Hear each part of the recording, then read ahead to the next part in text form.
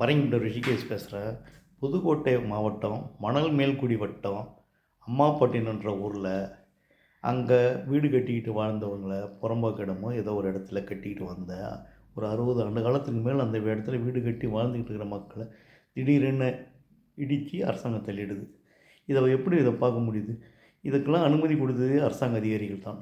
அனுமதியெல்லாம் கொடுத்துட்டு திடீர்னு 2 முஸ்லீம் பெரியவங்ககிட்ட சண்டை வந்த உடனே அவங்க ஏதோ நீதிமன்றத்துக்கு போகிறாங்க. அந்த நீதிமன்றத்தில் ஏதோ ஒரு உத்தரவு வருது.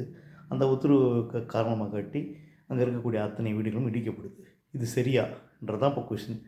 இது மாதிரி தமிழ்நாடு பூரா புறம்போக்கு இடங்களிலும் பல்வேறு இடங்களிலும் ஆக்கிரமிப்பு செய்து வீடு கட்டிட்டு வாழ்ந்துட்டு இருக்கிறாங்க பல வருஷம். அவங்களுக்கெல்லாம் ஒரு பாதுகாப்பு அதை கட்ட விட்டது அரசாங்கத்துடைய அதிகாரிகளுடைய தவறு. அதனால் எல்லாருக்கும் அவங்க குடியிருப்பதற்கும் வசிப்பதற்கும் மட்டும் உரிமம் வழங்குவதற்காக ஒரு ஆணை அமைச்சு அந்த ஆணையம் மூலம் கணக்கெடுத்து அது ஏதோ குடியிருக்கிறவங்களுக்கெல்லாம் பட்டாவை கொடுக்கறதுக்கு தமிழக அரசை வழி செய்யணும். இதை செய்யலைன்னா இது மக்களுக்கு செய்யக்கூடிய துரோகமாக இருக்கும். ஏன்னா இல்லாதவங்க தான் அதில் கட்டுறாங்க, புறம்போக்கு இடத்துல வாழுறாங்க. அவங்க அப்படி வசிக்கிட்டு பெரிய பெரிய தொழிலதிபர்களும் அரசாங்க இடத்தை குத்தி கெடுக்கிறதும் பல கோடிகளில் முதலீடு செய்வதும் பல தொழிற்சாலை அமைக்கிறதும் நடந்து தான் இருக்குது. ஆனால் வாழறதுக்காக கட்டியிருக்கிற வீட்டை இடிக்கக்கூடாது எதிர்காலத்தில்ன்ற ஒரு நிலை வர வேண்டும்.